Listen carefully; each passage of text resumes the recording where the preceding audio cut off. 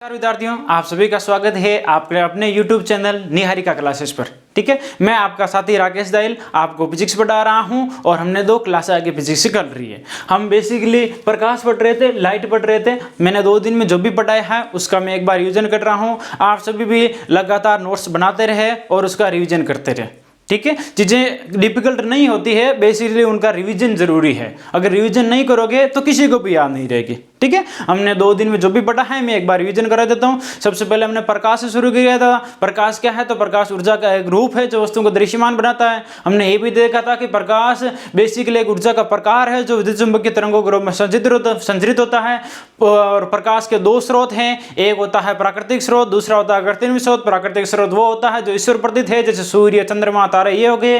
कृत्रिम स्रोत वो हो जो मानव निर्मित है, जैसे एलईडी, टॉर्च लाइट, वाहनों का अग्रदीप, ये सभी हो गए। और फिर हमने प्रकाश के एक स्रोत सूर्य के बारे में पढ़ा था कि सूर्य है वो प्रकाश का व्यापक स्रोत है। सूर्य में ऊर्जा नाभिक की संलयन विधि द्वारा उत्पन्न होती है। सूर्य से प्रकाश हमारे पास जो है संचरण विधि द्वारा पहुंचती है। सूर्य के प्रकाश को हमारे पृथ्वी पर पहुंचने में लगभग 8 मिनट और 16 सेकंड से लेकर 8 मिनट 19 सेकंड का समय लगता है। फिर हमने चंद्रमा के बारे में पढ़ा था कि चंद्रमा के बाद में खुद का कोई प्रकाश नहीं होता है, बेसिकली सूर्य से आने वाले प्रकाश को परावर्तित करके पृथ्वी की ओर भेजता है। और चंद्रमा के प्रकाश को पृथ्वी तक पहुंचने में लगभग 90 सेकंड का समय लगता है, 1 मिनट 23 सेकंड का। फिर हमने प्रकाश के गुण पढ़े थे। पहला गुण ये पढ़ा था कि प्रकाश हमेशा सीधी सरल रेखा में गति करता है जब तक कि इसके मार्ग में कोई बाधा न आ जाए। दूसरा हमने ये पढ़ा था कि प्रकाश जो है हमेशा तरंग के रूप में गति करता है। फिर किसी ने बताया कि प्रकाश की जो न्यूटन है उन्होंने बताया कि प्रकाश की कण प्रकृति भी होती है। फिर डी ब्रोगली वैज्ञानिक ने बताया कि प्रकाश की द्वैत प्रकृति होती है, अर्थात कि ड्यूअल नेचर होता है, कभी ये कण के रूप में व्यवहार करता है तो कभी ये तरंग के रूप में व्यवहार करता है। हमने ये भी देखा था कि प्रकाश की सर्वाधिक चाल निर्वात में होती है और सबसे कम ठोस में होती है, उससे ज्यादा द्रव्य में, उससे ज्यादा गैस में और सबसे ज्यादा निर्वात में होती है। ठीक है, फिर हमने ये भी देखा कि प्रकाश की जो तरंगें होती है वो अनुप्रस्थ प्रकृति की होती है। और फिर हमने हेडिंग डाली थी कि प्रकाश की तरंग प्रकृति से संबंधित जो भी घटनाएं हैं उनके बारे में जिक्र किया था कि प्रकाश का परावर्तन हो गया, प्रकाश का अपवर्तन हो गया, प्रकाश का पूर्ण आंतरिक परावर्तन हो गया। इस प्रकार 5 घटनाएं थी, उनके बारे में एक एक करके पढ़ना शुरू किया था। और कल हमने बेसिकली प्रकाश का परावर्तन पढ़ दिया था। और प्रकाश के परावर्तन में मैंने बताया था कि जब प्रकाश की किरण किसी एक माध्यम से जलकर अपारदर्शी सतह से टकराकर अगर उसी माध्यम में वापस लौट जाती है तो प्रकाश के इस घटना को प्रकाश का परावर्तन कहते हैं। ठीक है, प्रकाश का परावर्तन 2 प्रकार का होता है, एक नियमित परावर्तन होता है, दूसरा विसरित परावर्तन होता है। नियमित परावर्तन वो परावर्तन होता है जिसमें प्रकाश की सभी किरणें परावर्तन के पश्चात किसी एक विशेष दिशा में परावर्तित हो जाती है। ये किसी एक विशेष दिशा से देखने पर ही चमकता हुआ दिखाई देता है, अन्य दिशाओं में सामान्य रूप से रहता है। और दूसरा विस्तृत परावर्तन में ये पढ़ा था कि ये जो प्रकाश इस प्रकार के परावर्तन में प्रकाश परावर्तित होने के पश्चात सभी दिशाओं में समान रूप से फैल जाता है, तो ये कहलाता है विस्तृत परावर्तन। फिर हमने परावर्तन के 2 नियम पढ़े थे। पहला ये पढ़ा था कि आपतित किरण आपतन बिंदु पर अभिलंब और परावर्तित किरण ये सभी एक ही तल में होते हैं।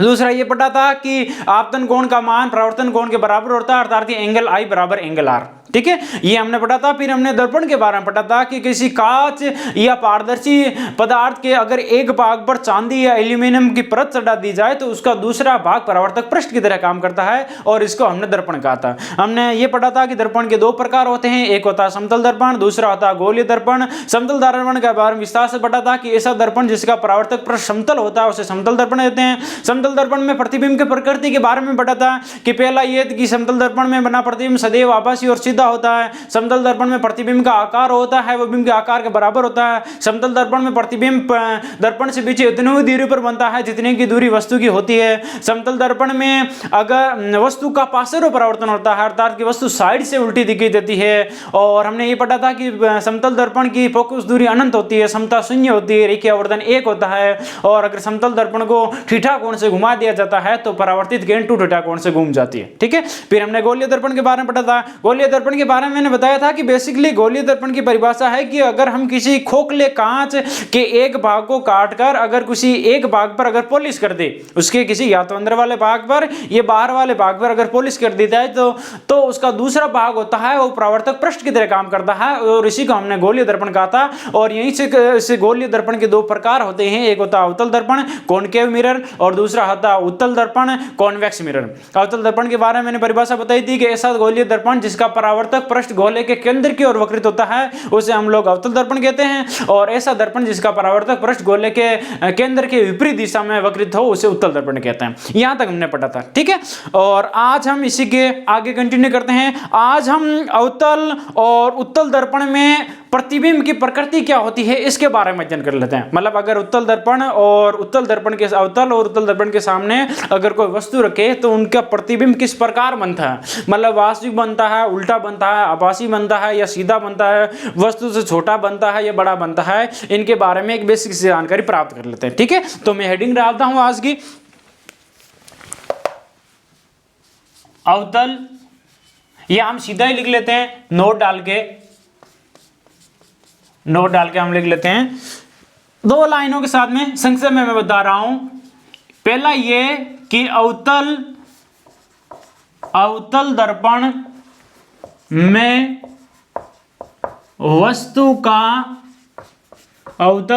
में वस्तु का सदैव वास्तविक, सदैव नहीं अधिकांशतः, क्योंकि एक स्थिति में नहीं बनता, बाकी अधिकांशतः यही बनता है, सदैव अवतल दर्पण में वस्तु का अधिकांशतः प्रतिबिंब, वस्तु का अधिकांशतः प्रतिबिंब वास्तविक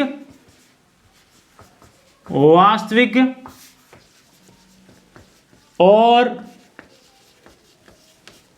उल्टा बनता है, वास्तविक और उल्टा बनता है।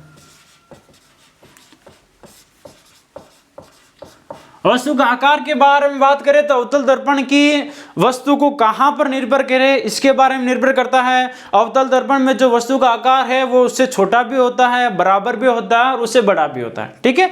ये एक बेसिक सी जानकारी, कॉमन फैक्ट हो गया है कि अवतल दर्पण में वस्तु का अधिकांशतः, मैंने सबके बारे में नहीं बोला है पर ज्यादातर प्रतिबिंब वास्तविक और उल्टा होता है, ठीक है। और दूसरा उत्तल दर्पण के बारे में, तो उत्तल दर्पण के बारे में बात है कि उत्तल दर्पण द्वारा बना प्रतिबिंब, उत्तल दर्पण द्वारा बना प्रतिबिंब, इसमें यह है कि सदैव आभासी, सीधा और वस्तु से, सदैव आभासी, सीधा और वस्तु से छोटा बनता है।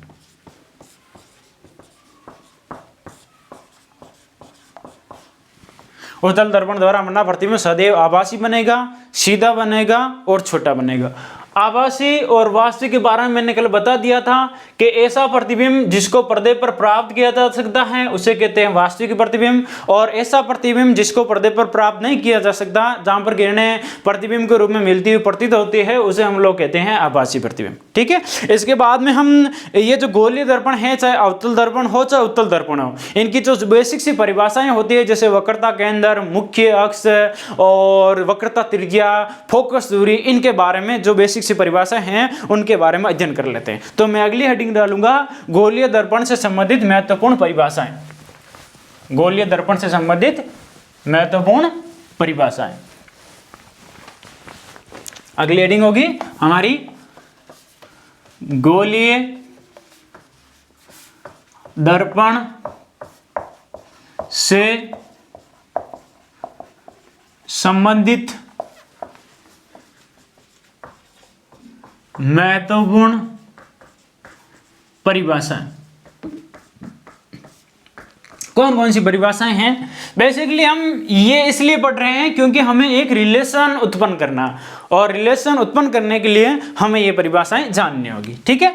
मैं कोई भी एक दर्पण ले रहा हूं, चाहे मैं अवतल दर्पण लूं चाहे मैं उत्तल दर्पण लूं, दोनों में परिभाषाएं सेम रहेगी, ठीक है। जो हमारा आसानी से समझ में आ जाए हम वो दर्पण लेंगे। तो मैं ले लेता हूं उत्तल दर्पण, जैसे ये दर्पण हो गया, और इस दर्पण के अगर बाहर वाले भाग की तरफ अगर मैं पॉलिश कर दूं तो जो इसका अंदर वाला भाग है वो परावर्तक पृष्ठ की तरह काम करेगा। ये अंदर वाला पृष्ठ, ये अंदर वाला पृष्ठ परावर्तक पृष्ठ की तरह काम करेगा, और इसे हम लोग कहते हैं अवतल दर्पण। तो ये हो गया अवतल दर्पण, ठीक है। अवतल दर्पण की परिभाषाएं पढ़ते हैं। सबसे पहले हम पढ़ेंगे अवतल दर्पण की एक परिभाषा, वक्रता केंद्र। वक्रता केंद्र, इनके सभी का स्पेशल डिनोट है, इसे हम दर्शाएंगे कैपिटल सी से। किससे? कैपिटल सी से। क्या होता है? मैंने कल बताया था कि ये जो गोलीय दर्पण होते हैं, चाहे अवतल दर्पण हो चाहे उत्तल दर्पण हो, ये किसी गोले के कटे हुए भाग होते हैं। तो वहीं से इस वक्रता केंद्र की परिभाषा उत्पन्न होती है। वक्रता केंद्र की परिभाषा क्या? वक्रता केंद्र की परिभाषा है कि गोलीय दर्पण जिस गोले का भाग है उस गोले का केंद्र कहलाता है दर्पण का वक्रता केंद्र। यानी कि ये ऐसे पूरा गोला था, ये ऐसे पूरा गोला था, लेकिन हमने ये भाग काट के अलग करके और बाहर की तरफ पॉलिश कर दिया, तो ये हमारा बन गया अवतल दर्पण। तो ये जो पूरा गोला है इसका जो केंद्र होगा यहां पर, ये केंद्र कहलाता है दर्पण का वक्रता केंद्र। ठीक है, बेसिक सी परिभाषा। क्या परिभाषा है? कि गोलीय दर्पण जिस गोले का भाग है उस गोले का केंद्र कहलाता है दर्पण का वक्रता केंद्र। तो ये हो गया दर्पण का वक्रता केंद्र, जिसे हम दर्शाएंगे कैपिटल सी से। ठीक है, एक परिभाषा होगी। दूसरी परिभाषा क्या होगी? दूसरी परिभाषा होगी वक्रता त्रिज्या। वक्रता त्रिज्या, जिसे हम दर्शाएंगे कैपिटल आर से। किसे दर्शाएंगे? कैपिटल आर से। ये क्या होती है? इसकी भी सेम वही परिभाषा है कि गोलीय दर्पण जिस गोले का भाग है, ये जो गोलीय दर्पण है जिस गोले का भाग है उसकी त्रिज्या, उसकी त्रिज्या, त्रिज्या यानी जीवा की आधी, उसकी त्रिज्या कहलाती है दर्पण की वक्रता त्रिज्या। यानी यहां से लेकर ये जो दूरी है, यहां से लेकर ये जो दूरी है, ये कहलाती है दर्पण की वक्रता त्रिज्या, जिसे हम दर्शाते हैं कैपिटल आर से। ठीक है, दो परिभाषा होगी, वक्रता केंद्र की हो गई और वक्रता त्रिज्या की हो गई। तीसरी परिभाषा क्या? तीसरी परिभाषा है हमारे अगली ध्रुव की, पोल की, जिसे हम दर्शाते हैं कैपिटल पी से। ठीक है, ये क्या चीज होती है? इसकी बेसिक सी परिभाषा है कि ये जो गोलीय दर्पण है, इस गोलीय दर्पण का जो मध्य बिंदु होता है, गोलीय दर्पण का जो मध्य बिंदु होता है उसे हम लोग कहते हैं दर्पण का ध्रुव। यानी ये जो पूरा दर्पण है इसका मध्य बिंदु यहाँ होगा और इसे हम कहते हैं दर्पण का ध्रुव, जिसे हम दर्शाते हैं कैपिटल पी से। ठीक है, तो गोलीय दर्पण का मध्य बिंदु कहलाता है दर्पण का ध्रुव, जिसे हम दर्शाते हैं कैपिटल पी से। तीन परिभाषा हो गई। चौथी परिभाषा, चौथी परिभाषा होगी मुख्य अक्ष। चौथी परिभाषा क्या होगी?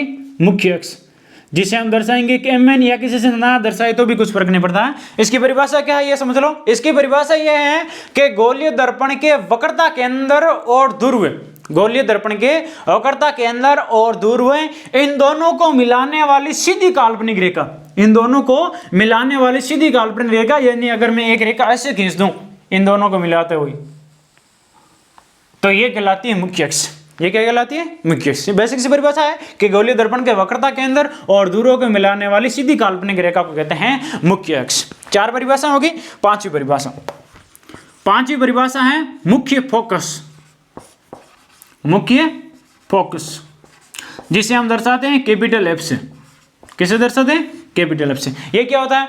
इसकी बेसिक सी परिभाषा यह है कि गोलीय दर्पण का ये जो मुख्य अक्ष है, गोलीय दर्पण का जो मुख्य अक्ष है, इस मुख्य अक्ष के समांतर आने वाली प्रकाश की किरणें, इस गोलीय दर्पण के मुख्य अक्ष के समांतर आने वाली प्रकाश की किरणें इस दर्पण से परावर्तन के पश्चात जिस बिंदु पर मिलती है, जिस बिंदु पर मिलती है या जिस बिंदु पर मिलती हुई प्रतीत होती है, उसे हम लोग कहते हैं दर्पण का मुख्य फोकस। जैसे मान लो ये एक अवतल दर्पण है, ये एक अवतल दर्पण है और इस अवतल दर्पण पर दो प्रकाश की किरणें इस मुख्य अक्ष के समांतर आपतित हो रही।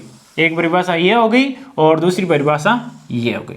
ये तीर का निशान ये बता रहा है कि प्रकाश की किरणें इस दिशा में जा रही है, और जब ये प्रकाश की किरणें इस गोलीय दर्पण पर आपतित होती है तो इस दर्पण से परावर्तन के पश्चात एक किरण ऐसे निकलेगी, ये किरण, और ये किरण ऐसे निकलेगी। ठीक है, तो ये दोनों किरणें कहाँ मिल रही है? यहाँ मिल रही है। तो ये जो बिंदु है ये कहलाता है दर्पण का मुख्य फोकस, जिसे हम दर्शाते हैं कैपिटल एफ से। ठीक है, वैसे से परिभाषा हो गई कि गोलीय दर्पण के मुख्य अक्ष के समांतर आने वाली प्रकाश की किरणें दर्पण से टकराने के बाद जिस बिंदु पर मिलती है या जिस बिंदु पर मिलती हुई प्रतीत होती है उसे हम लोग कहते हैं दर्पण का मुख्य फोकस। ये मिलती हुई प्रतीत क्यों बोलिए? क्योंकि अवतल दर्पण में तो एग्जैक्ट रूप से मिल रही है, लेकिन वहीं अगर मैं उत्तल दर्पण का उदाहरण लूं, जैसे ये उत्तल दर्पण है और ये इसका ध्रुव P हो गया, ये इसकी मुख्य अक्ष हो गई, और अगर इस मुख्य अक्ष के समांतर मैं अगर प्रकाश की किरणें आपतित करूं, जैसे एक ये आ गई और दूसरी ये आ गई, तो ये जो प्रकाश की किरणें हैं इससे परावर्तन के पश्चात ऐसे निकल जाएगी, इससे परावर्तन के पश्चात ऐसे निकल जाएगी और इससे परावर्तन के पश्चात ऐसे निकल जाएगी। लेकिन जब इन परावर्तित किरणों को पीछे की ओर बढ़ाया जाता है, इसको जैसे यहाँ बढ़ा दिया और इसको जैसे यहाँ बढ़ा दिया, तो ये दोनों किरणें यहाँ मिलती हुई प्रतीत होती है कि ये दोनों किरणें यहाँ से निकल रही है। ठीक है, इसी कारण हम कहते हैं कि गोलीय दर्पण के जिस बिंदु पर मिल रही है, ये जिस बिंदु पर मिलती हुई प्रतीत होती है, उसे हम लोग कहते हैं दर्पण का मुख्य फोकस। ये कौन सा हो गया हमारा, ये हो गया उत्तल दर्पण। ठीक है, ये कॉनकेव मिरर कॉनकेव रिफ्लेक्शन। 5 परिभाषा होगी और हमारी 6वीं परिभाषा और आखिरी परिभाषा होगी फोकस दूरी। 6वीं और आखिरी परिभाषा क्या होगी, फोकस दूरी। इसे हम दर्शाते हैं स्मॉल एफ से। किसे दर्शाते हैं, स्मॉल एफ से। ये क्या होता है, इसकी भी सिंपल सी परिभाषा है कि गोलीय दर्पण के मुख्य फोकस और ध्रुव, इन दोनों के बीच की दूरी कहलाती है दर्पण की फोकस दूरी। गोलीय दर्पण के मुख्य फोकस कैपिटल एफ और ध्रुव पी, इन दोनों के बीच की ये जो दूरी है ये कहलाती है फोकस दूरी, जिसे हम दर्शाते हैं स्मॉल एफ से। जिसे हम किसे दर्शाते हैं, स्मॉल एफ से। ठीक है, 6 परिभाषाएं हैं, 6वां आसान सी है, मैंने बता दी थी कि वक्रता के अंदर क्या होता है कि गोलीय दर्पण जिस गोले का भाग है उसका केंद्र कहलाता है दर्पण का वक्रता केंद्र। वक्रता त्रिज्या, गोलीय दर्पण जिस गोले का भाग है उसकी त्रिज्या कहलाती है दर्पण की वक्रता त्रिज्या। ध्रुव क्या होता है कि गोलीय दर्पण का मध्य बिंदु कहलाता है दर्पण का ध्रुव। मुख्य अक्ष क्या होता है कि गोलीय दर्पण के वक्रता केंद्र और ध्रुव को मिलाने वाली सीधी काल्पनिक रेखा को कहते हैं मुख्य अक्ष। मुख्य फोकस क्या होता है कि गोलीय दर्पण के मुख्य अक्ष के समांतर आने वाली प्रकाश की किरणें जिस बिंदु पर मिलती है या जिस बिंदु पर मिलती हुई प्रतीत होती है उसे हम लोग कहते हैं मुख्य फोकस। और गोलीय दर्पण के मुख्य फोकस और ध्रुव के बीच की दूरी को हम लोग कहते हैं फोकस दूरी, जिसे हम दर्शाते हैं स्मॉल एफ से। ठीक है, परिभाषा समझ में आ गई होगी। अब मैं लिख देता हूं एक बार, फिर भी एक एक करके इनकी परिभाषा लिख देता हूं ताकि आप नोट्स बना सको, वरना क्या पता है बोलने से याद रहे या ना रहे।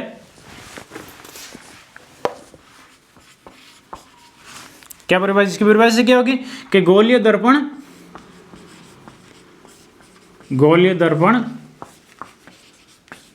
जिस गोले का भाग है, जिस गोले का भाग है उसका केंद्र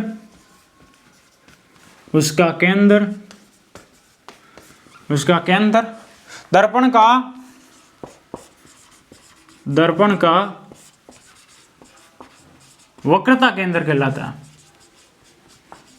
गोलीय दर्पण जिस गोले का भाग है उसका केंद्र कहलाता है दर्पण का वक्रता केंद्र। दूसरी परिभाषा वक्रता त्रिज्या, जिसे हम दर्शाते हैं कैपिटल आर से। ठीक है, इसकी परिभाषा क्या होगी कि गोलीय दर्पण जिस गोले का भाग है, जिस गोले का भाग है उसकी त्रिज्या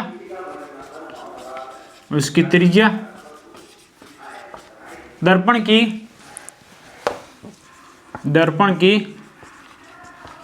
वक्रता त्रिज्या कहलाती है। उसकी त्रिज्या दर्पण की वक्रता त्रिज्या कहलाती है। ठीक है, 3 परिभाषा होगी।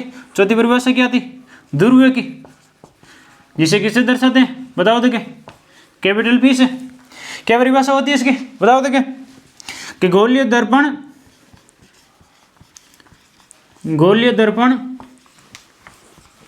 का मध्य बिंदु, गोलीय दर्पण का मध्य बिंदु दर्पण का ध्रुव कहलाता है, दर्पण का ध्रुव कहलाता है। ठीक है, 3 परिभाषा हो गई, 3 परिभाषा और बाकी उतार लो तो कि इनको मैं साफ कर देता हूं, ये चित्र तो रहने देता हूं, 3 परिभाषा और लिख देता हूं मैं।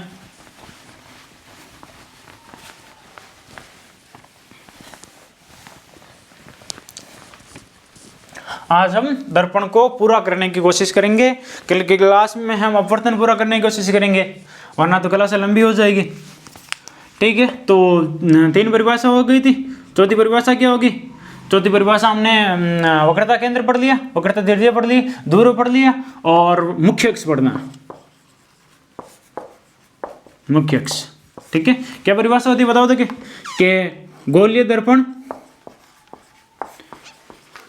गोलीय दर्पण के वक्रता केंद्र, गोलीय दर्पण के वक्रता केंद्र और ध्रुव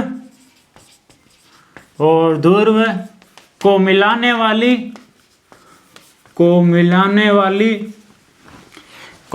वाली सीधी काल्पनिक रेखा को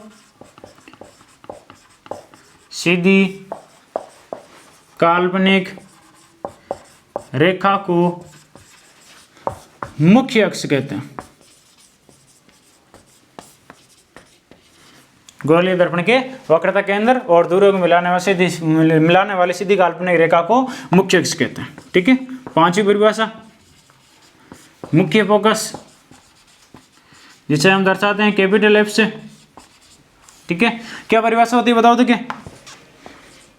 इसकी परिभाषा होगी कि गोलीय दर्पण के मुख्य अक्ष, गोलीय दर्पण के मुख्य अक्ष के समांतर आपतित किरणें दर्पण से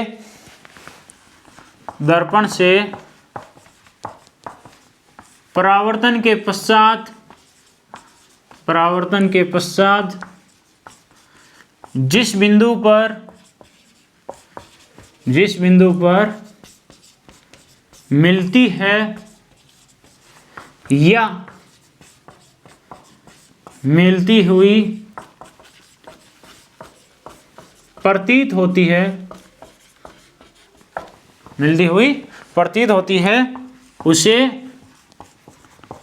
उसे दर्पण का मुख्य फोकस कहते हैं। क्योंकि यह उत्तल दर्पण में एग्जैक्ट मिल जाती है और उत्तल दर्पण में मिलती हुई प्रतीत होती है। ठीक है। 4 परिभाषा होगी, 5 परिभाषा होगी, 6ठी परिभाषा लास्ट क्या बताओ तो क्या? फोकस दूरी कैसे दर्शाते हैं? स्मॉल एफ से। बताओ तो क्या इसकी परिभाषा क्या? इसकी परिभाषा क्या कि गोलीय दर्पण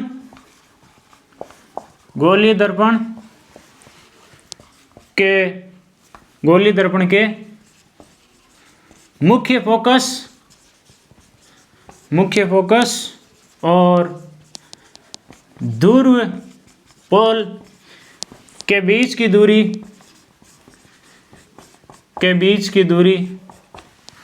गोलीय दर्पण के मुख्य फोकस और ध्रुव के बीच की दूरी फोकस दूरी कहलाती है।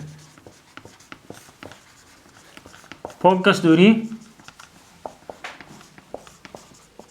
कहलाती है। ठीक है। 6 परिभाषा है, मैंने बता दिया था, समझा दिया था, एक बार बोर्ड पर लिख दिया था। अब आपको यहीं पर याद हो जानी चाहिए। ठीक है।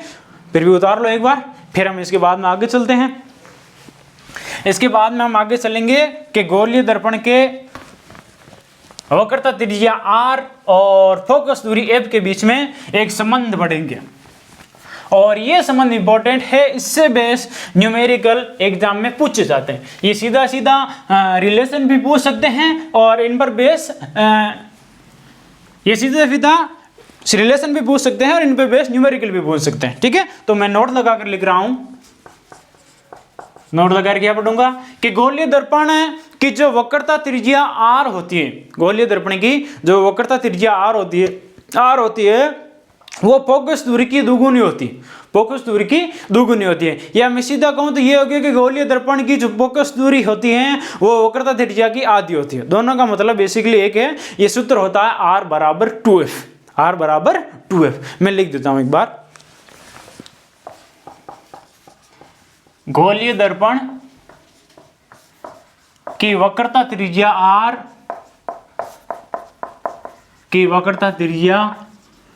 r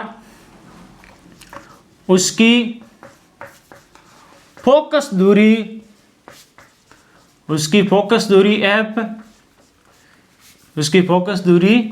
f की दुगुनी होती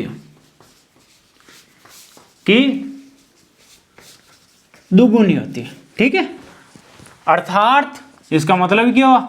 इसका मतलब ये हुआ कि r बराबर होता है 2 गुणा f, ठीक है, इंपॉर्टेंट रिलेशन है, याद रखना, इस पर बेस न्यूमेरिकल भी करेंगे। और आपको यह संबंध भी याद होना चाहिए कि गोलीय दर्पण की वक्रता त्रिज्या r, उसकी फोकस दूरी की दुगुनी होती है, r बराबर 2f।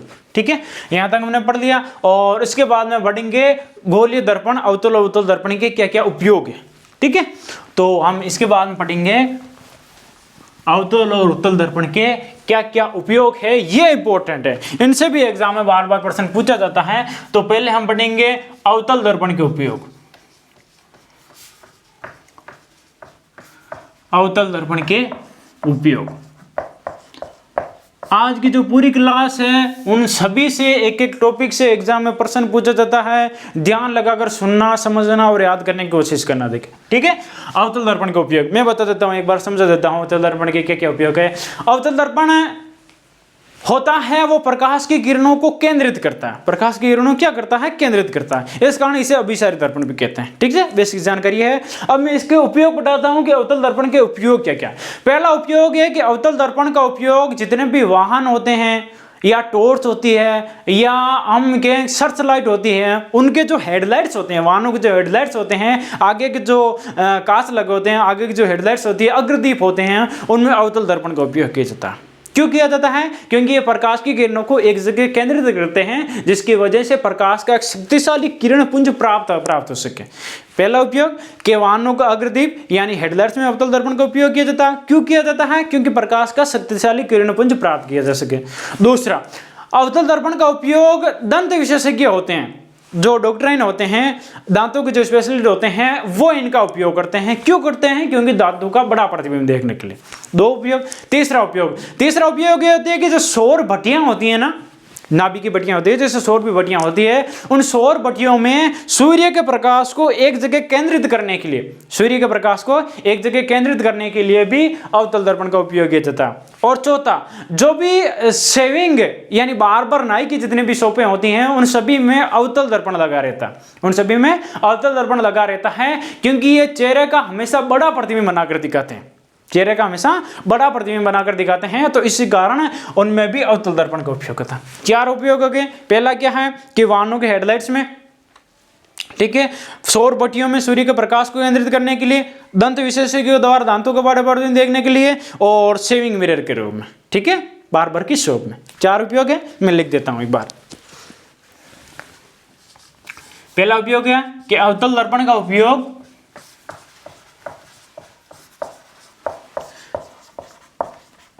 अवतल दर्पण का उपयोग टॉर्च हो गया, सर्च लाइट हो गया, और वाहन हो गए, व्हीकल जितने भी हो गए, वाहनों के जो अग्रदीप होते हैं, इंग्लिश में बोले तो हेडलाइट्स, इंग्लिश में क्या कहते हैं इनको? हेडलाइट। वाहनों के अग्रदीपों, हेडलाइट्स के रूप में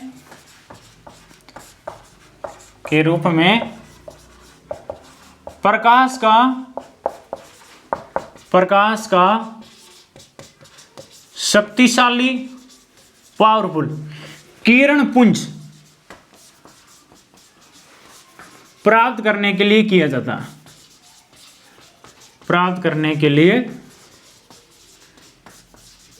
है।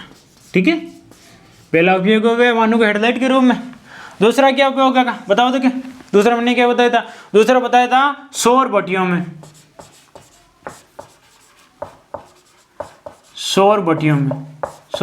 में सूर्य के प्रकाश को केंद्रित करने के लिए, एक जगह सूर्य के प्रकाश को केंद्रित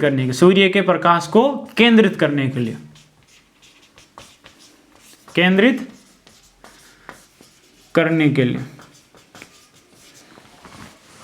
ठीक है, दो हो गए। तीसरा क्या होगा बताओ तो? तीसरा मैंने क्या बताया था? तीसरा मैंने बताया था कि जो दंत विशेषज्ञ होते हैं, दंत विशेषज्ञ इंग्लिश में क्या कहते हैं बताओ तो? क्या नहीं पता? दंत विशेषज्ञ द्वारा दांतों का बड़ा प्रतिबिंब देखने के लिए, दांतों का बड़ा प्रतिबिंब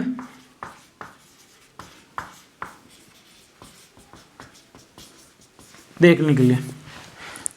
3 हो गए। चौथा क्या होगा बताओ तो? क्या चौथा मैंने बताया था कि सेविंग मिरर के रूप में, सेविंग मिरर के रूप में, किसके रूप में? Saving mirror. और क्यों किया जाता है? चेहरे का बड़ा प्रतिबिंब देखने के लिए, खूबसूरत देखने के लिए, चेहरे का बड़ा प्रतिबिंब देखने के लिए। अब जब बार्बर की दुकान पर जाओ तो ये पता होना चाहिए कि अवतल दर्पण है, हमारा घर वाला समतल दर्पण नहीं है। हमारे घर में जो काम होता है वो समतल दर्पण होता है, जबकि जितनी भी बार्बर शॉप होती हैं उनमें अवतल दर्पण लगा रहता है, चेहरे का बड़ा प्रतिबिंब देखने के लिए। ठीक है, तो ये हो गए हमारे अवतल दर्पण के उपयोग, मुख्यतः यही है। दूसरा हम पढ़ लेते हैं उत्तल दर्पण के उपयोग। उत्तल दर्पण के उपयोग, ठीक है।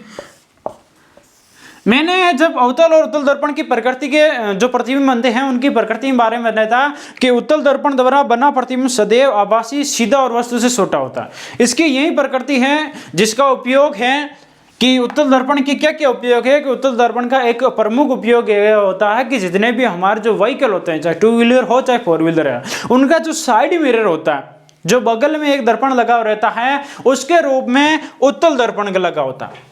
उत्तल दर्पण का उपयोग क्या किया जाता है? वस्तु वाहनों के साइड मिरर के रूप में, जो साइड में दर्पण लगा रहता है, जिसकी वजह से जो वाहन चालक होता है वो अपने का पीछे का दृश्य देख सके, तो वो उत्तल दर्पण लगा होता है। उत्तल दर्पण क्यों लगा होता है? क्योंकि एक तो ये कारण है कि उत्तल द्वारा बना प्रतिबिंब सदैव छोटा होगा, वस्तु की तुलना में, सदैव वस्तु की तुलना में छोटा होगा, ये कारण ये। और दूसरा कारण ये है कि उत्तल दर्पण का जो एरिया कवर करता है ना, वो एरिया कवर बहुत ज्यादा कर लेता है, जिससे जो ड्राइवर होता है उसको अपने का पीछे का सारा दृश्य दिखाई देता है। वहीं अगर उसकी जगह में अवतल दर्पण लगा दूं तो मुझे इतना एरिया नहीं दिखाई देता है जितना कि मुझे एरिया उत्तल दर्पण की सहायता से नजर आता है। ठीक है, तो वाहनों के जो साइड मिरर होते हैं उनमें किसका उपयोग किया जाता है? जो हेडलाइट्स होती हैं उनमें अवतल दर्पण का, और जो साइड मिरर होता है उनमें उत्तल दर्पण का। क्यों? क्योंकि ये आभासी और सीधा और हमेशा वस्तु की तुलना में छोटा प्रतिबिंब बनाएंगे, और इनका जो एरिया कवर किया हुआ है वो बहुत ज्यादा होता है। एक उपयोग ये। दूसरा उपयोग ये होता है कि जब हम एटीएम की मशीन में जाते हैं तो एटीएम की मशीन पर जैसे ही हम पिन एंटर करते हैं ऊपर एक पट्टी लगी रहती है कांच की, दर्पण की, वो दर्पण होता है उत्तल दर्पण। वो क्यों लगा होता है? ताकि उस पट्टी में हमारे पीछे वाला सारा दृश्य है वो हमें दिखाई देने लग जाए। तो एक दो प्रमुख उपयोग हुए गए, एक तो एटीएम मशीन में और दूसरा हमारा वाहनों के साइड मिरर के रूप में। ठीक है, मैं लिख देता हूं एक बार।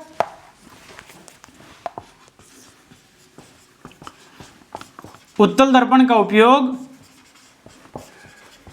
उत्तल दर्पण का उपयोग वाहनों के साइड मिरर के रूप में किया जाता है। साइड मिरर के रूप में किया जाता है, वाहनों के साइड मिरर के रूप में किया जाता है, क्योंकि इनसे बना प्रतिबिंब सदैव सीधा, सदैव आभासी, सीधा और वस्तु की तुलना में छोटा होता है। वस्तु की तुलना में छोटा होता है तथा इनकी दृष्टिप्रास, शुद्ध हिंदी में इनको क्या कहते हैं? इनकी दृष्टिप्रास, जिसको हम लोग एरिया कहते हैं, इनकी दृष्टिप्रास बहुत ज्यादा होती है, बहुत ज्यादा होती है। एक उपयोग ये हो गया वाहनों के साइड मिरर के रूप में। ठीक है, दूसरा उपयोग क्या बताया मैंने? दूसरा मैंने बताया एटीएम मशीनों में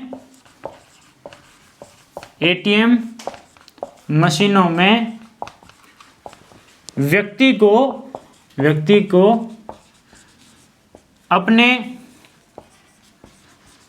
अपने पीछे का दृश्य देखने के लिए, पीछे का दृश्य देखने के लिए, ताकि आपको पता लग जाए कि कोई व्यक्ति बगल में तो ना खड़ा हो, क्या पता आपके पिन देख ले। ठीक है, तो ये दो प्रमुख उपयोग हो गए, अवतल दर्पण के उपयोग और उत्तल दर्पण के उपयोग। ठीक है, तो उतार लो, ये मैं साफ कर देता हूँ इसके बाद। और इसके बाद में हम पढ़ेंगे, हमें अब दर्पण के बारे में 3 चीजें पढ़नी है। एक तो हमें दर्पण सूत्र पढ़ना है, एक आवर्धन पढ़ना है, और तीसरा इन पर बेस न्यूमेरिकल करने हैं।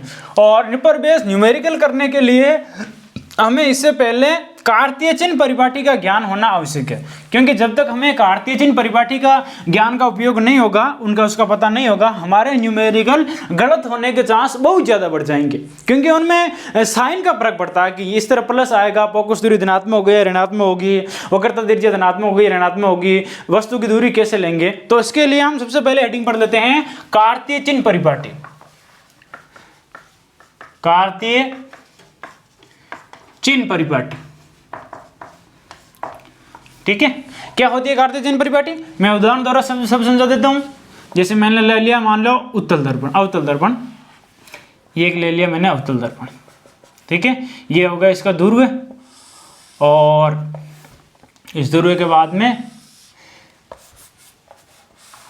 ये होगा इसका वक्रता के अंदर, और ये होगा इसका मुख्य फोकस, ये होगा ध्रुव, ये P, ये F और ये C, ठीक है। आपने 10वीं क्लास में पढ़ा होगा एक चतुर्थांश के बारे में, निर्देशांक ज्यामिति आपने प्रश्नावली पढ़ी होगी मैथ में, उसमें आपने ये पढ़ा होगा कि ये जो संरचना होती है इसे हम लोग कहते हैं कोऑर्डिनेट ज्योमेट्री, निर्देशांक ज्यामिति, ठीक है, जिसमें 2 अक्ष होते हैं। ये कहलाता है एक्स अक्ष, सॉरी ये कहलाता है वाई अक्ष, और ये कहलाता है एक्स अक्ष, ये कहलाता है वाई डैश अक्ष, ये कहलाता है एक्स डैश अक्ष, ठीक है। जहां पर ये दोनों किरणें मिलती हैं उसे हम लोग कहते हैं मूल बिंदु, उसे हम लोग क्या कहते हैं? मूल बिंदु, ठीक है। और हमने ये पढ़ा था कि मूल बिंदु के दाईं ओर की जितनी भी दूरियां होती हैं वो सभी धनात्मक होती है, पॉजिटिव होती है। POSITV पॉजिटिव होता है, इसको शॉर्ट में लिखना फॉर्म ये है कि प्लस लगा दो और V लिख दो, ठीक है। तो इस तरफ की जितनी भी दूरियां होगी पॉजिटिव होगी, प्लस का 1, प्लस का 2, प्लस का 3, प्लस का 4, ठीक है। मूल बिंदु से ऊपर की ओर जितनी भी दूरियां होगी ये भी धनात्मक होती है, प्लस का 1, प्लस का 2, प्लस का 3, प्लस का 4, मतलब ये सभी भी पॉजिटिव। मूल बिंदु से बाईं ओर की जितनी भी दूरियां होती है ये सभी क्या होती है? ऋणात्मक होती है। इस तरफ की जितनी भी दूरियां होगी सभी ऋणात्मक होगी, नेगेटिव होगी। मूल बिंदु से नीचे की जितनी भी दूरियां होगी ये सभी ये भी नेगेटिव होगी, यानी ये -1, -2, -3, -4, -1, -2, -3, -4, ठीक है। तो मूल बिंदु से दाईं ओर की जितनी भी दूरियां हैं धनात्मक, मूल बिंदु से बाईं ओर की जितनी भी दूरियां हैं ऋणात्मक, मूल बिंदु से ऊपर की जितनी भी दूरियां हैं धनात्मक, मूल बिंदु से नीचे की जितनी भी दूरियां हैं ये सभी ऋणात्मक हो गए, ठीक है। ये जानकारी आपको होगी। अब इसी जानकारी के बेस पर है कार्तीय चिन्ह परिपाटी। कार्तीय चिन्ह परिपाटी में क्या है? पहला ये कहता है कि सभी दूरियां दूरव्य से मापी जाती है, सभी दूरियां दूरव्य से मापी जाती है, और दूरव्य के दाईं ओर की जितनी भी दूरियां हैं, दूरव्य के दाईं ओर की जितनी भी दूरियां हैं ये सभी दूरियां धनात्मक होगी, ठीक वैसा ही है। दूरव्य के बाईं ओर की जितनी भी दूरियां हैं ये सभी दूरियां ऋणात्मक होगी, नेगेटिव होगी, ठीक वैसा ही मैंने बताया था। दूरव्य के ऊपर की ओर जितनी भी दूरियां हैं ये सभी फिर धनात्मक होगी, मैंने वहां बताया था। दूरव्य के नीचे की ओर जितनी भी दूरियां होगी ये सभी ऋणात्मक होगी, मैंने वहां बताया था, ठीक है।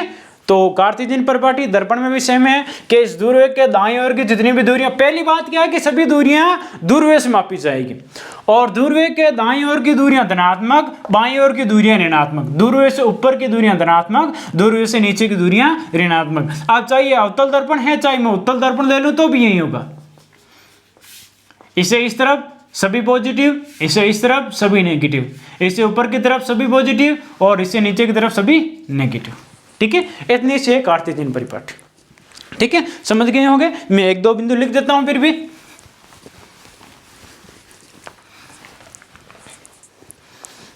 क्या बताया मैंने पहला बिंदु ये बताया कि सभी दूरियां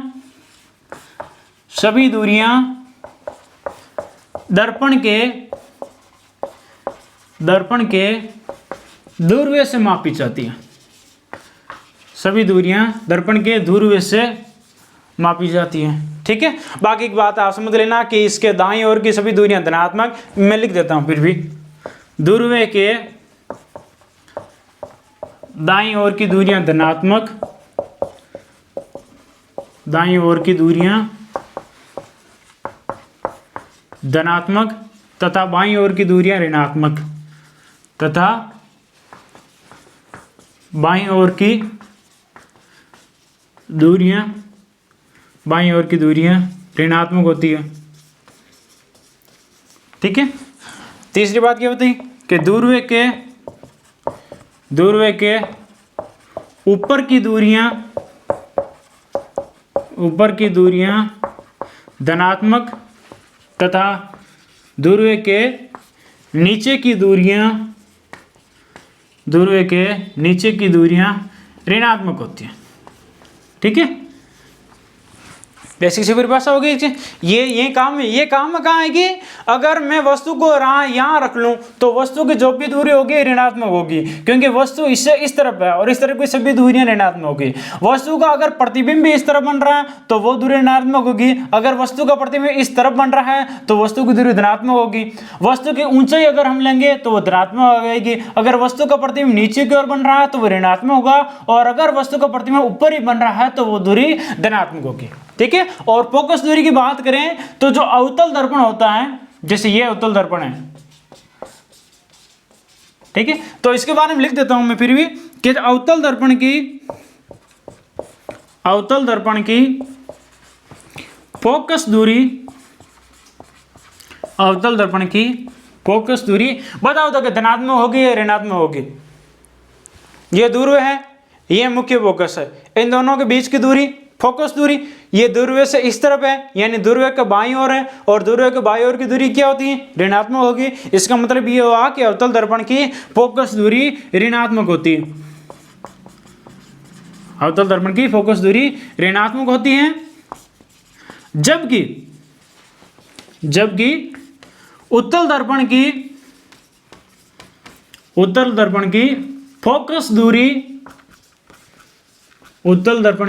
फोकस दूरी, अब उत्तल दर्पण की फोकस दूरी क्या होगी बताओ। देखिए, ये उत्तल दर्पण और ये इसका ध्रुव P, ये इसका मुख्य फोकस F, और ये वक्रता केंद्र C, क्योंकि ऐसा बना हुआ है।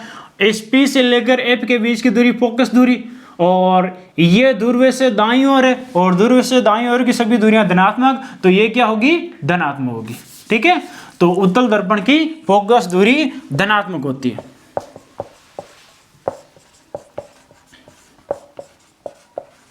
समझ आ गई है, उतार दो इसको। इसके बाद में हम पढ़ेंगे दर्पण सूत्र। क्या पढ़ेंगे, दर्पण सूत्र।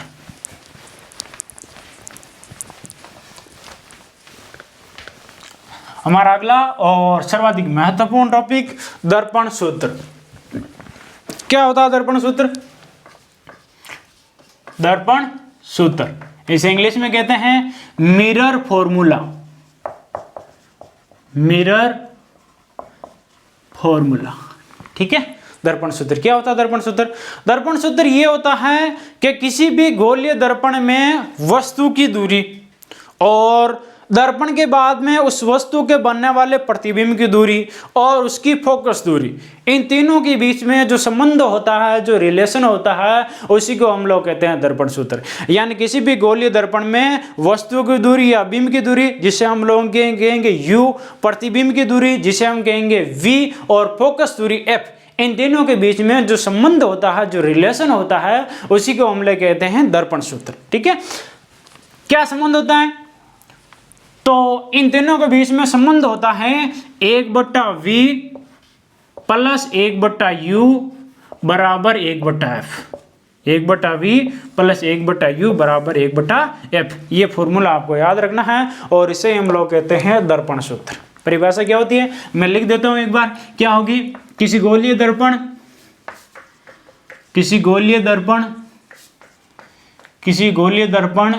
में वस्तु की दूरी को हम दर्शाएंगे u से। कंफ्यूज मत होता ना u और v में, कि u क्या है, v क्या है। जो वस्तु की दूरी होगी या बिंब की दूरी होगी वो कहलाती है u, और जो प्रतिबिंब की दूरी होती है वो कहलाती है v। किसी गोलीय दर्पण में वस्तु की दूरी u, प्रतिबिंब की दूरी v, प्रतिबिंब की दूरी v तथा फोकस दूरी किससे दर्शाते हैं बताओ देखे। फोकस दूरी स्मॉल f के बीच संबंध को, रिलेशन को दर्पण सूत्र कहते हैं। क्या कहते हैं? दर्पण सूत्र कहते हैं। और ये दर्पण सूत्र ये रहा, मैं ऊपर लिख देता हूं। क्या होगा? अर्थात इसका क्या मतलब हुआ? इसका मतलब ये हुआ कि 1/v प्लस 1/u बराबर 1/f। 2-3 बार बोलना, आपको याद हो जाएंगे। 1/v प्लस 1/u बराबर 1/f, 1/u प्लस 1/v बराबर 1/f। u वस्तु की दूरी या बिंब की दूरी, v प्रतिबिंब की दूरी, f फोकस दूरी। ठीक है। और जब हम न्यूमेरिकल करेंगे तो इनका जब मान रखेंगे तो कार्तीय चिन्ह परिपाटी को ध्यान में रखते हुए मान रखेंगे। ठीक है।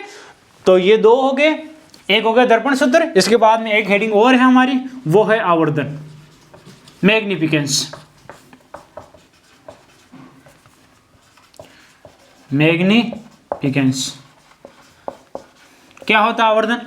आवर्धन की परिभाषा होती है कि किसी भी गोलीय दर्पण में जो प्रतिबिंब की ऊंचाई होती है और वस्तु की ऊंचाई होती है, इन दोनों की ऊंचाइयों के अनुपात को हम लोग कहते हैं आवर्धन। जैसे मान लो मैंने अगर कोई सपोज मैं अगर अवतल दर्पण ले लेता हूँ और अवतल दर्पण के सामने मैंने इस वस्तु का एक छोटी सी मोमबत्ती यहाँ रख दी। ठीक है। और जब मैंने इसका प्रतिबिंब बनाया तो इसका प्रतिबिंब यहाँ पर ऐसे उल्टा बन गया, इतना बड़ा। ठीक है। तो ये जो प्रतिबिंब की ऊंचाई है, प्रतिबिंब की ऊंचाई है और ये जो वस्तु की ऊंचाई है, इन दोनों ऊंचाइयों के अनुपात को हम लोग कहते हैं, इन दोनों ऊंचाइयों के रेशियो को हम लोग कहते हैं आवर्धन। क्या कहते हैं? आवर्धन। तो क्या परिभाषा होगी इसकी? इसकी परिभाषा होगी किसी दर्पण में प्रतिबिंब की ऊंचाई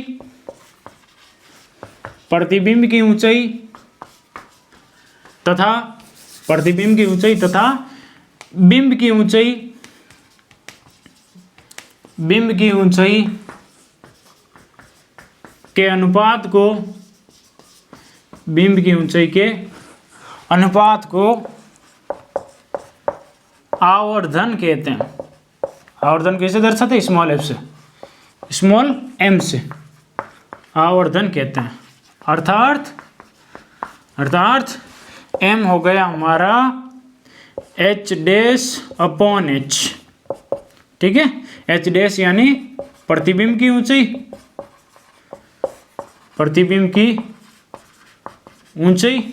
और इंच हो गया हमारा बिंब की ऊंचाई। बिंब या जिसे हम लोग कहते हैं वस्तु, इस वस्तु की ऊंचाई। ठीक है। ये हो गया आवर्धन के सूत्र। आवर्धन के सूत्र को v और u के टर्म में भी लिखा जाता है। जैसे आवर्धन का एक और सूत्र होता है, वो सूत्र क्या होता है? ये सूत्र आता है m बराबर h डैश अपॉन h बराबर होता है माइनस का v/u। ध्यान रखना ये माइनस का साइन पहले से ही फॉर्मूले में है, ये फॉर्मूला भी आपको याद रखना।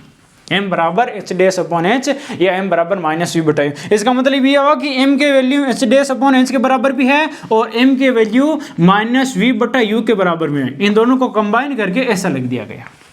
ठीक है। कंफ्यूज नहीं होना है। यहाँ तक उतार लिया। और अब हमारा ये दर्पण का काम लगभग, दर्पण और परावर्तन का काम पूरा हो गया। हम इस पर बेस 2 न्यूमेरिकल कर लेते हैं। ठीक है। तो ये उतार लो, मैं इसको साफ कर देता हूं और फिर हम 2 न्यूमेरिकल करेंगे। पहला प्रश्न लिखो, देखिए 2 प्रश्न लिखेंगे हम इस पर बेस न्यूमेरिकल यानी प्रश्न।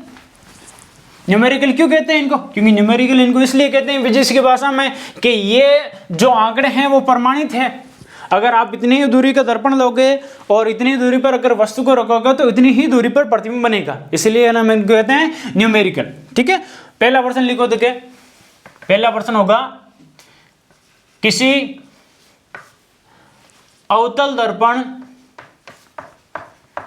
किसी अवतल दर्पण, या मैं लिख दूं किसी गोलीय दर्पण, किसी गोलीय दर्पण की वक्रता त्रिज्या का वक्रता त्रिज्या 30 सेंटीमीटर है तो उसकी फोकस दूरी ज्ञात कीजिए। तो उसकी फोकस दूरी ज्ञात कीजिए। बताओ देखिए क्या होगा। बेसिक से परिभाषा, बेसिक से क्वेश्चन है कि किसी गोलीय दर्पण की वक्रता त्रिज्या 30 सेंटीमीटर दी हुई है और आपको फोकस दूरी पूछी है। ठीक है, न्यूमेरिकल करने का बेसिक तरीका है कि जो जो हमें प्रश्न में दिया हुआ है उन सभी को हम एक बार लिख लेते हैं कि हमें क्या दिया है और हमें क्या निकालना है।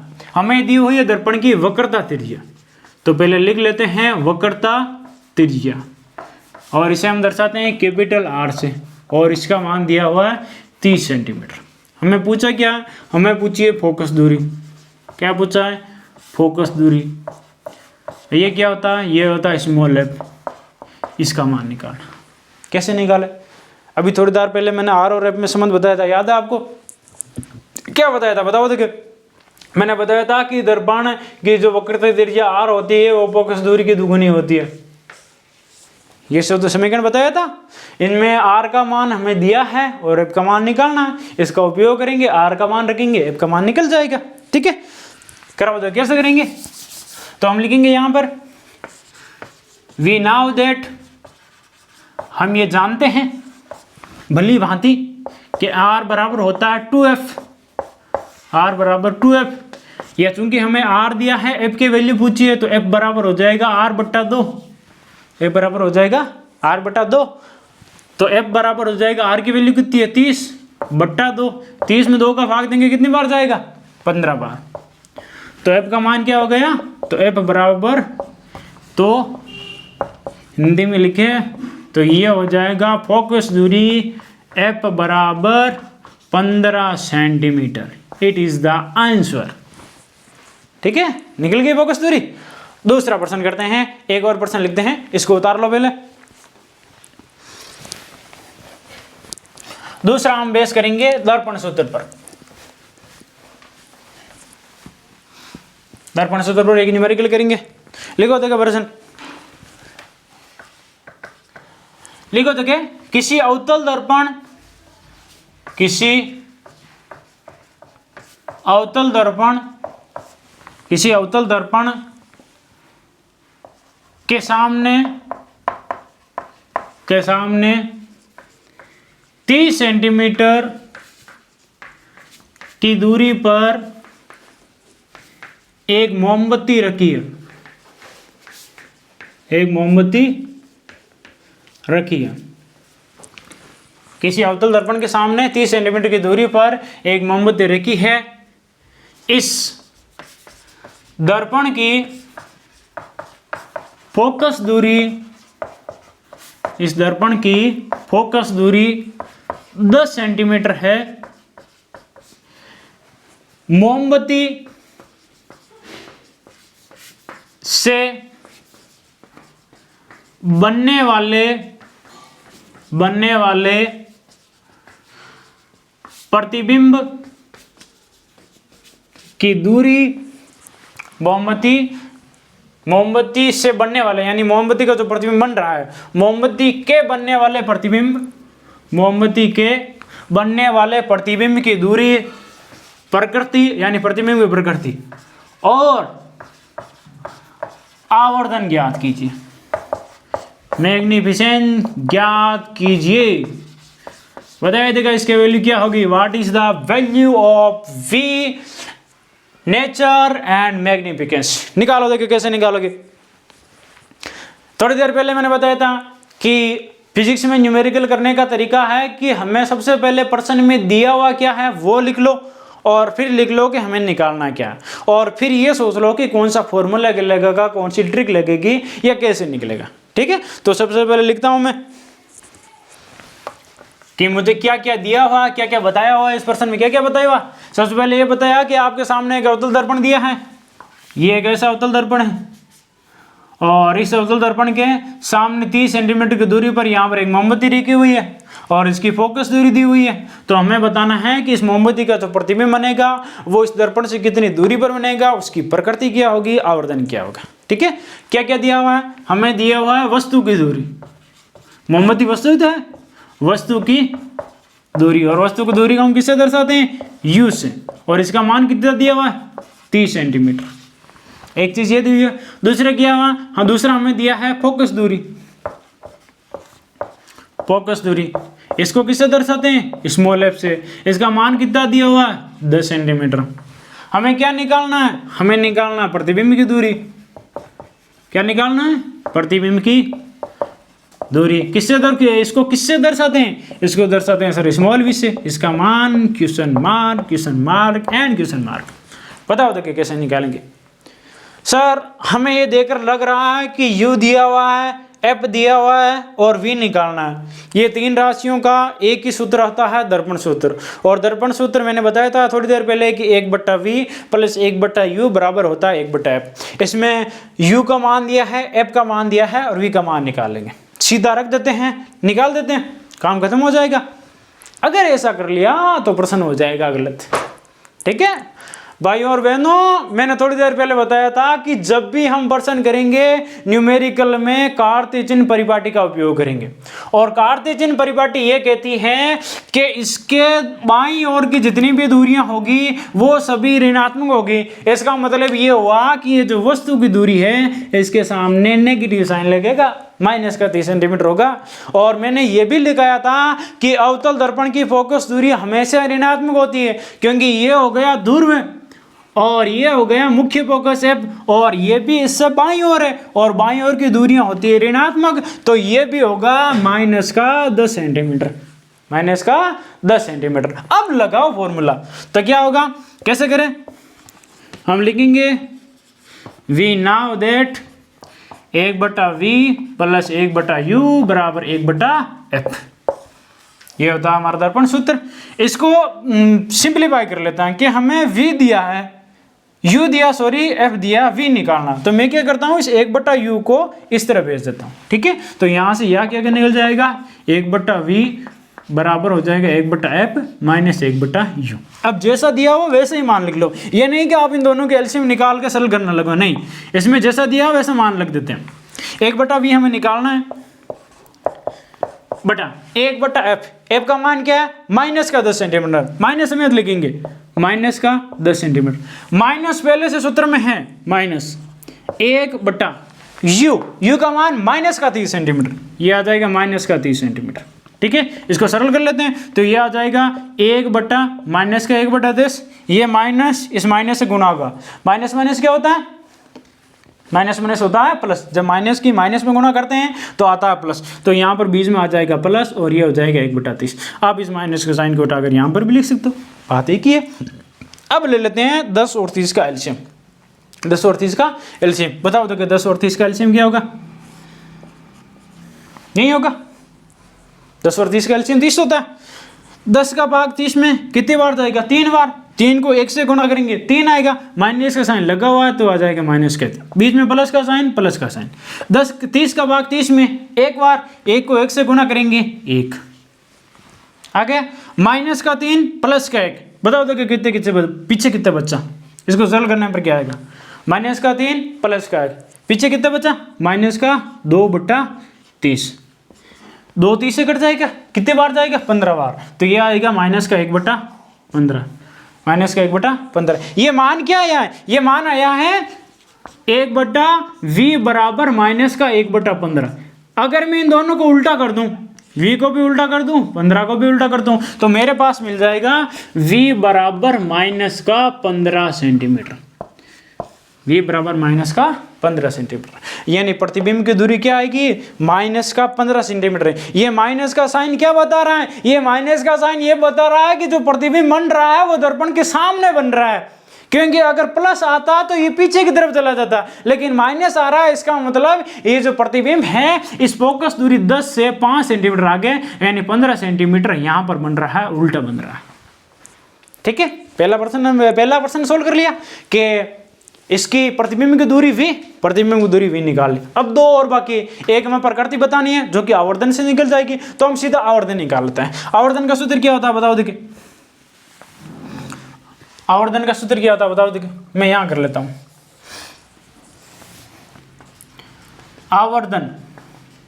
आवर्धन का मैंने सूत्र बताया था कि m बराबर होता है h डैश बटा h या माइनस का v बटा u। मुझे प्रश्न में ना h डैश दिया है ना h दिया, लेकिन मुझे v और u दिया हुआ है। u दिया हुआ था, v मैंने निकाल लिया, तो मैं ये फॉर्मूला काम में लूंगा, ना कि इसकी मगजमारी में पढ़ूंगा। ठीक है, तो m बराबर हो जाएगा माइनस का v बटा u। m बराबर माइनस पहले से साइन सूत्र में है, आ गया माइनस। v का मान पूछ रहा है, v का मान ये बताओ कितना है, माइनस का 15 सेंटीमीटर, माइनस का 15 सेंटीमीटर बटा u का मान, u का मान ये माइनस का 30 सेंटीमीटर, माइनस का 30 सेंटीमीटर। ये माइनस से माइनस प्लस, माइनस से माइनस प्लस, 15 का पारा 30 में 2 बार, 15 का पारा 30 में 2 बार, तो m का मान क्या हो गया, m का मान आ गया माइनस का 1/2।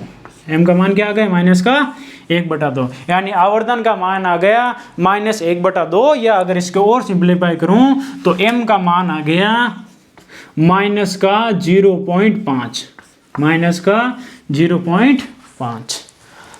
प्रतिबिंब की दूरी निकाल ली, आवर्धन निकाल लिया, प्रकृति पूछिए। प्रकृति क्या होता है कि अगर आवर्धन का मान ऋणात्मक है, अगर आवर्धन का मान ऋणात्मक है तो प्रतिबिंब सदैव वास्तविक बनेगा और उल्टा बनेगा, और अगर आवर्धन का मान धनात्मक निकलता तो प्रतिबिंब सदैव आभासी होता और सिद्ध होता। ठीक है, मैं लिख देता हूं यहां पर आपकी जानकारी के लिए, याद रखें आप इस बात को कि m अगर ऋणात्मक है तो प्रतिबिंब वास्तविक व उल्टा, और यदि m बराबर धनात्मक है तो प्रतिबिंब आभासी व सीधा होता। ठीक है, यहाँ पर m का मान ऋणात्मक निकला, प्रतिबिंब अवास्तविक और उल्टा है। तो हम नीचे यहाँ लिख लेंगे एक बार पूरी इसको स्पष्ट करते हुए कि बनने वाला प्रतिबिंब, मोमबत्ती का बनने वाला प्रतिबिंब वस्तु से